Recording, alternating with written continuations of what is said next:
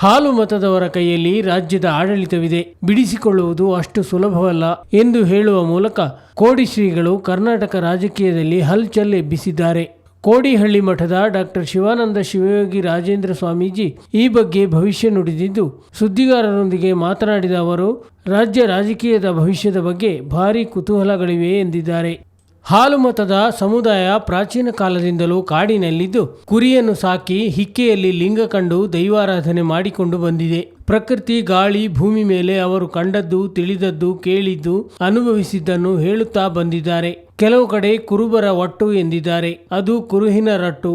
ಮುಂದೆ ಏನಾಗುತ್ತದೆ ಎಂದು ಹೇಳುವ ಸಂಗತಿಯಾಗಿದೆ ಎಂದು ಕೋಡಿ ಶ್ರೀಗಳು ಒಗಟಾಗಿ ಭವಿಷ್ಯ ಹೇಳಿದ್ದಾರೆ. ಇಂದು ಹಾಲು ಮತದ ಕೈಯಲ್ಲಿ ರಾಜ್ಯದ ಅಧಿಕಾರ ಇದೆ, ಬಿಡಿಸಿಕೊಳ್ಳುವುದು ಅಷ್ಟು ಸುಲಭದ ವಿಚಾರವಲ್ಲ ಎಂದು ಕೋಡಿ ಶ್ರೀಗಳು ಹೇಳಿದ್ದಾರೆ. ರಾಜ್ಯದಲ್ಲಿ ಮುಂದಿನ ದಿನಗಳಲ್ಲಿ ಯಾವುದೇ ತೊಂದರೆ, ತಾಪತ್ರಯ ಇಲ್ಲ. ಮಳೆ, ಬೆಳೆಗಳು ಉತ್ತಮವಾಗಿ ಸುಭಿಕ್ಷೆ ನೆಲೆಸಲಿದ್ದು ಯಾವುದೇ ಕೊರತೆ ಕಾಣುತ್ತಿಲ್ಲ ಎಂದು ಕೋಡಿ ಶ್ರೀಗಳು ಹೇಳಿದ್ದಾರೆ.